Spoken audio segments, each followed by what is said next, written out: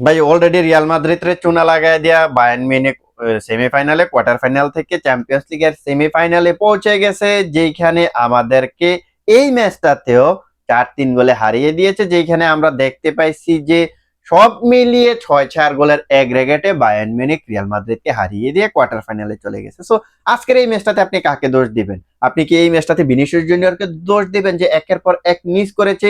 আপনি কি এই ম্যাচটাতে কিলিয়ান এমবাপ্পেকে দোষ দিবেন যিনি কিনা কয়েকটা ধরতে গেলে ইজি চান্স মিস করেছে? না, এই ম্যাচটার খলনায়ক হচ্ছে কামাবিঙ্গা। সো এই মাঙ্গের নাতি কি করলো? এই মাঙ্গের নাতিয়ে আপনার দুইটা ইউলো কার্ড দেখে রেড কার্ড দেখে মাঠ ছাড়ছে। সো ভাই তোমার কেন ইউলো কার্ড দুইটা খাইতে হবে? কেন? তুমি জানো যে ফার্স্ট অফ অল তুমি একটা ইউলো কার্ড খাইয়ে রাখছো, পরবর্তীতে আবার তোমার কেন ট্যাকেল করতে হবে? পিছন থেকে কেন তোমার গুতা দিতে হবে? দিছো না, তুমি তো গুতা দেও নাই, তুমি পুরো বাসটা রিয়াল মাদ্রিদকে দিয়ে গেছো। তুমি প্রথমত জানো যে তুমি একটা ইউলো কার্ড কনসিড খাইরেছো, তোমার পিছনে এমনি হলুদ বাতি জ্বলতেছে, আর একটু থেকে একটু হলে লাল বাতি তোমার পিছন দিক দিয়ে লাল সুতা বাইরে হইব।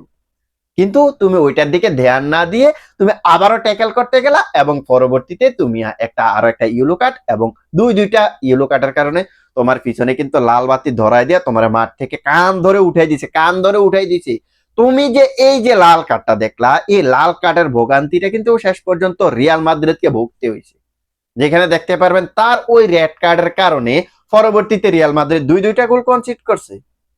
রিয়াল মাদ্রিদ যেভাবে ডিফেন্স করতেছিল মিডফিল্ড এবং শেষ পর্যন্ত সেকেন্ড হাফে মিডফিল্ড এবং যেভাবে ডিফেন্সটাকে কন্ট্রোল করতেছিল, একমাত্র তোমার কারণে শেষ পর্যন্ত রিয়াল মাদ্রিদ ওই জিনিসটা করতে পারে নাই, ডিফেন্স এবং মিডফিল্ড কন্ট্রোল করতে পারে নাই, বিকজ রিয়াল মাদ্রিদ পরবর্তীতে 10 জনে পরিণত হয়েছে। ওই 10 জনের টিমটাকে শেষ পর্যন্ত যেভাবে বায়ার্ন মিউনিখ চেপে ধরছে, ওই চাপটা শেষ পর্যন্ত রিয়াল মাদ্রিদ সামলাইতে পারে নাই, সামলানো পারার কথাও না। ওদের ঘরের মাঠে গিয়ে 10 জনের এগেনস্ট, 11 জনের এগেনস্টে 10 জনে জয় নিয়ে এই ম্যাচটা ওরা জয় পাবে না, এটা কোনো কথা হইলো?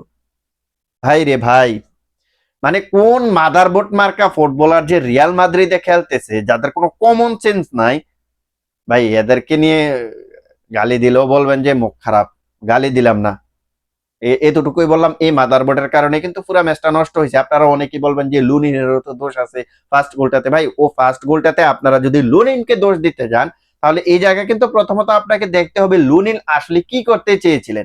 বেসিক্যালি তাকে কিন্তু ব্লক করে রাখা হয়েছিল। যিনি গোলটা করেছেন ওর হাইট হচ্ছে 188 সেন্টিমিটার, কি জানি ফুটবলারটার নাম, আচ্ছা যাই হোক, যিনি গোল করেছেন তার হাইট তো মোটামুটি অনেকটা ভালো, আর তিনি কিন্তু লুনিনকে ব্লক করে রেখেই কিন্তু হেডটা দিচ্ছেন। তো এই জায়গায় লুনিনের কিছু করার নাই। আর এই ম্যাচটাতে, ও ভাই এই ম্যাচটাতে আছে না আপনার ওই কি বলে গোলকিপারের নাম, মেনুয়েল নয়ার, ওর কিন্তু চাইছে রিয়াল মাদ্রিদকে কোনোভাবে ম্যাচটা জিতেই দিতে, বাট রিয়াল মাদ্রিদ জিততে পারে নাই। প্রথমত আমরা দেখতে পেয়েছি ম্যাচের মাত্র 1 মিনিটে এই জায়গাটাতে আর্তা গুলার ভাইরে ভাই মিডফিল্ড থেকে দারুণ একটা গোল করেছে, যেটা সম্পূর্ণ মিস্টেক ছিল আপনার এই জায়গাটাতে ম্যানুয়েল নয়ারের। পরবর্তীতে যে গোলটা এসেছে সেটাও কিন্তু আর্তা গুলারই করেছে, ফ্রি কিক থেকে একেবারে আপনার ম্যানুয়েল নয়ার পর্যন্ত গোল পোস্টে ঢুকাই দিয়েছে, যিনি কিনা ফার্স্ট লেগটাতে রিয়াল মাদ্রিদের এগেনস্টে দারুণ ফুটবল খেলেছিলেন।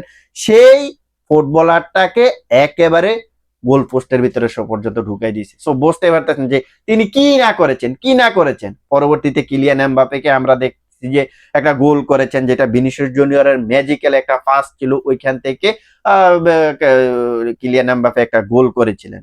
পরবর্তীতে কি হয়েছে, আর কোনো গোল করতে পারি নাই, উল্টা আমরা আরো গোল কনসিড করছি। পরবর্তীতে আরো দুইটা তিনটা গোল কনসিড করছি। সবকিছু মিলিয়ে ভাই ম্যাচটা আমরা কিন্তু অন্তত পক্ষে কমপক্ষে পেনাল্টি পর্যন্ত নিয়ে যেতে পারতাম, কমপক্ষে পেনাল্টি পর্যন্ত নিয়ে যেতে পারতাম। বাট এই জায়গাটা তো এই মাদারবোর্ডের কারণে, কামাবিঙ্গা মাদারবোর্ডের কারণে আমরা কিন্তু ম্যাচটা একেবারে এইখানে শেষ করে দিছি, একেবারে শেষ করে দিছি। আমরা যে খারাপ ফুটবল খেলছি বিষয়টা কিন্তু এমন না। হ্যাঁ, ফার্স্ট হাফে আমরা ডিফেন্সিভলি কিছুটা অনেকটা ভুগেছি, মিডফিল্ডে হাই প্রেসের এগেইনস্টে অনেকটা ভুগেছি, বাট ম্যাচটা আমরা খারাপ খেলিনি, ম্যাচটা কোনোভাবে আমরা খারাপ খেলিনি। এই ম্যাচটা আমাদের হারার কথাই ছিল না। অন্তত পক্ষে আমরা পেনাল্টি পর্যন্ত যাইতে পারতাম, ওই মাদারবোর্ডের কারণে আমরা যাইতে পারিনি।